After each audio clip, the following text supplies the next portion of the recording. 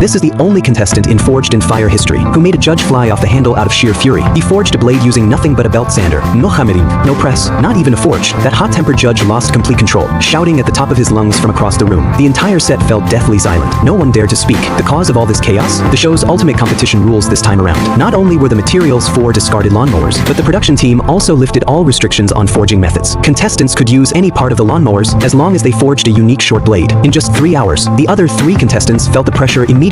Discarded lawnmowers mean the steel is full of impurities, and the more impurities in the steel, the harder it is to work with. Even if they managed to forge a blade, it would likely have cracks and couldn't withstand the judges' brutal tests. But when the host said, no restrictions on forging methods, this Korean contestant seemed to have an epiphany. He headed straight for the lawnmower blades and started taking them apart without hesitation. A judge even warned him that these blades would be nearly impossible to reforge, but he ignored them because he had no intention of reforging them at all. He grabbed an angle grinder, sharpened the edges directly, then moved to the belt sander and went on a polishing spree, working frantically. At this point, the judges issued a warning. Simply grinding a blade doesn't count as forging. He ignored them outright. In less than an hour, he had finished polishing the blade. Even the judges were stunned. Forging a blade without a hammer was bad enough, but not even opening a forge? How could this be considered forging? Contestant Deeker also chose lawnmower blades as his material, but unlike the Korean contestant Ed, he used an angle grinder to cut the blades into small pieces, repacked them into a can, and fused the steel using the canister Damascus method. This not only purifies the steel and removes impurities, but also enhances its hardness and toughness. This is what forging looks like. Contestant Robert hammered out a bow-tie-shaped blade. It turned out he was forging a camping knife with an integrated guard. He was so confident in his skills that he even put on headphones and started dancing, looking completely relaxed. The 4th contestant, Ted, chose to first hammer the lawnmower blade by hand, then press it to make it thicker. This not only made it easier to shape, but also increased the blade strength. An hour and a half passed. The Korean contestant Ed had already finished polishing his lawnmower blade. He even burned through several sanding belts in the process. Now he presented his forged blade to the judges, looking proudly pleased with his ingenuity. In contrast, Deeker was still struggling to remove the canister. The outer layer of the can was mild steel. Only the high-carbon steel inside could be forged into a blade that could withstand any test. With 1 hour left, Robert was the first to quench his blade. It was straight and hard, a flawless quench by all accounts, but he didn't seem satisfied. He showed off by doing a double quench. Unexpectedly,